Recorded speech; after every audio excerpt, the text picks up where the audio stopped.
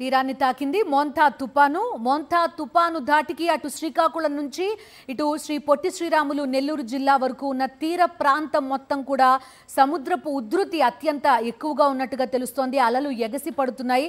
దీంతో అధికారులంతా కూడా చుట్టుపక్కలకి ఎవరూ వెళ్లకుండా జాగ్రత్తలు తీసుకుంటున్నారు. ప్రస్తుతం ఒకసారి ఆర్కే బీచ్ దగ్గర పరిస్థితి ఎలా ఉందో తెలుసుకుందాం. మా కరెస్పాండెంట్ జాయిన్ అవుతున్నారు స్వామినాయుడు ప్రస్తుతం ఆర్కే బీచ్ దగ్గర ఉన్నారు. స్వామినాయుడు, చెప్పండి, ఎలా ఉంది విశాఖ జిల్లా వ్యాప్తంగా వర్షపాతం? ఆర్కే బీచ్ దగ్గర ఎలా ఉంది అలల ఉధృతి? కానీ ఇదంతా ఎలాంటి అలర్ట్ ఉంది విశాఖ వ్యాప్తంగా?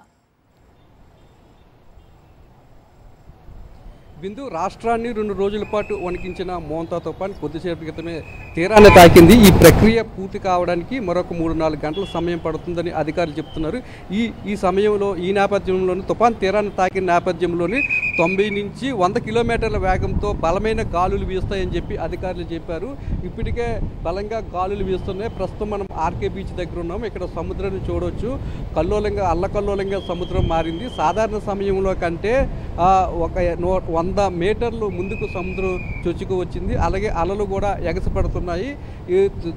మొత్తం తుఫాన్ నేపథ్యంలో పర్యాటకులు ఎవరూ కూడా ఆర్కే బీచ్కి కానీ, లేదంటే కైలాసగిరి కానీ, లేదంటే మిగతా పార్కులకు కానీ, లేదంటే మిగతా పర్యాటక ప్రాంతాలకి ఎవరు కూడా రావడానికి వీల్లేదని చెప్పి అధికారులు ఆదేశాలు జారీ చేశారు. ప్రస్తుతం మనం ఆర్కే బీచ్ దగ్గర ఉన్నాం. ఆర్కే బీచ్ దగ్గర ఎవరు కూడా బీచ్ లోపలికి వెళ్లేందుకు వెళ్లకుండా అధికారులు తగిన జాగ్రత్తలు తీసుకున్నారు. అలాగే పోలీసులు కూడా ఇక్కడ బందోబస్తు ఏర్పాటు చేశారు. ఎవరైనా ఇటువైపు వెళ్ళేలాగుంటే వారిని వెళ్లకుండా అడ్డుకుంటున్నారు.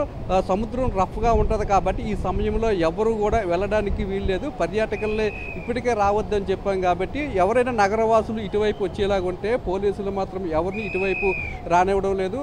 అయితే ఈ తుఫాన్ తీరం దాటిన నేపథ్యంలో ఇటు ఉమ్మడి విశాఖ జిల్లా వ్యాప్తంగా భారీగా వర్షాలు పడతాయని వాతావరణ శాఖ అధికారులు చెప్తున్నారు. అలాగే ఈ ఉమ్మడి విశాఖ జిల్లాలో ఉన్న 3 జిల్లాల్లో కూడా రెడ్ అలర్ట్లు పెట్టారు. రేపటికి ఈ వర్షాలు తగ్గే అవకాశం ఉందని చెప్తున్నారు. మరోవైపు ఉమ్మడి విశాఖ జిల్లా వ్యాప్తంగా నిన్న కానీ ఈరోజు కానీ భారీ వర్షాలు కురిశాయి. దీంతో అధికార యంత్రాంగం కూడా పూర్తి స్థాయిలో అప్రమత్తమైంది.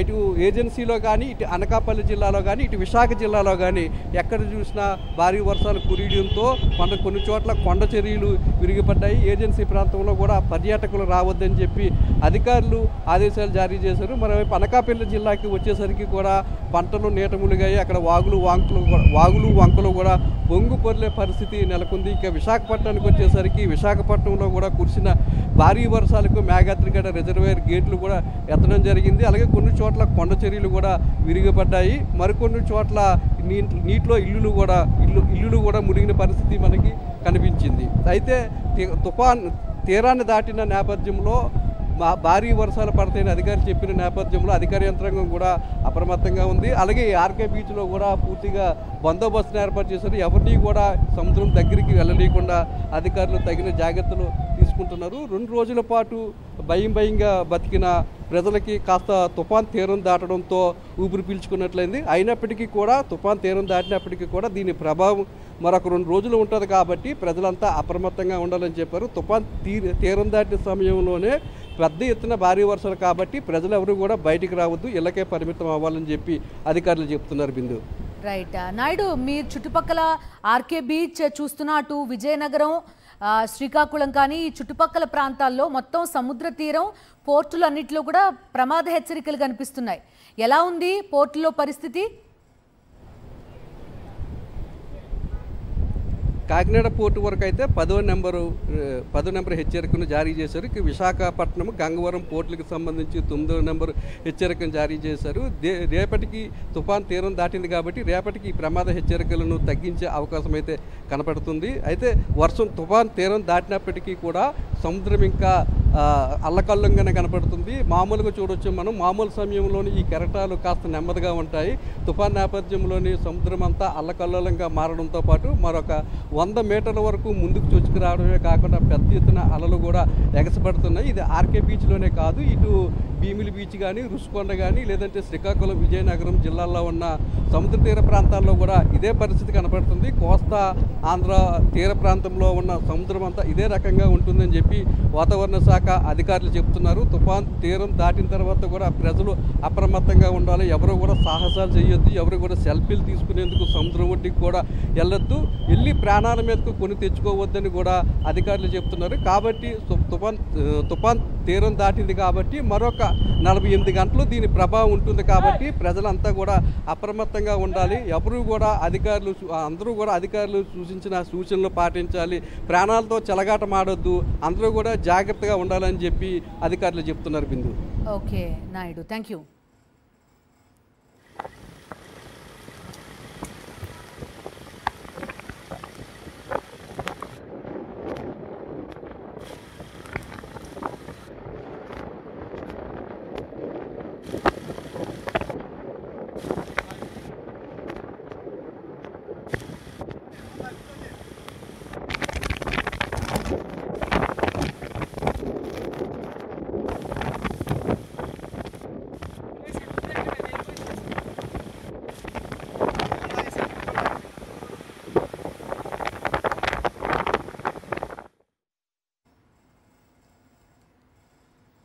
మోంతా ప్రభావం ప్రస్తుతం మనం చూస్తున్నాం. ఆంధ్రప్రదేశ్ వ్యాప్తంగా భారీ వర్షాలు కురుస్తున్నాయి, ఈదురు గాలులు వీస్తున్నాయి. హైవేలపైన వాహనాలన్నీ కూడా ఎక్కడికక్కడ నిలిపివేశారు. హైవేల వెంబడి అదేవిధంగా నివాస ప్రాంతాల్లో కూడా భారీగా చెట్లు నేల కొరిగిపోతున్నాయి. ఎస్డీఆర్ఎఫ్, ఎన్డీఆర్ఎఫ్ సిబ్బంది వెంటనే ఆ చెట్లని తొలగించే ప్రయత్నం కూడా చేస్తున్నారు. మొత్తం అల్లకల్లోలంగా ఉంది తీర ప్రాంతం అంతా కూడా. సముద్రం ముందుతో పోల్చుకుంటే చాలా ప్రాంతాల్లో 100 నుంచి 150, 200 మీటర్ల వరకు కూడా ముందుకు చొచ్చుకొచ్చిన పరిస్థితి ఉంది. అలల ఉధృతి చాలా తీవ్రంగా ఉన్నట్టుగా కూడా చెప్తున్నారు. ఆ చుట్టుపక్కల ప్రాంతాలన్నిటికీ కూడా హై అలర్ట్ జారీ చేశారు. ఎవరిని అటువైపు వెళ్ళనివ్వడం లేదు. అదేవిధంగా మత్స్యకార గ్రామాలని కానీ లేకపోతే సముద్రం వెంబడి ఉండేవారిని మొత్తాన్ని కూడా ఖాళీ చేయించారు. ఫిషింగ్ కోసం వెళ్లే బోట్లన్నింటినీ కూడా పూర్తిగా అక్కడి నుంచి ఖాళీ చేయించిన పరిస్థితి, లంగరు వేసి ఉంచిన పరిస్థితులు ప్రస్తుతం రాష్ట్ర వ్యాప్తంగా చూస్తున్నాం. అటు శ్రీకాకుళం, విజయనగరం, విశాఖపట్నం, తూర్పు, పశ్చిమ గోదావరి జిల్లాలు, కృష్ణా, గుంటూరు, ప్రకాశం, నెల్లూరు ఈ తీర ప్రాంతం మొత్తం కూడా అలజడిగా ఉంది. ఈదురు గాలులతో మొత్తం చాలా ప్రాంతాల్లో 60 నుంచి 110 కిలోమీటర్ల వేగంతో కూడా గాలులు వీస్తున్నట్టుగా కూడా చెప్తున్నారు. భారీ వర్షపాతం కూడా చాలా ప్రాంతాల్లో నమోదవుతోంది.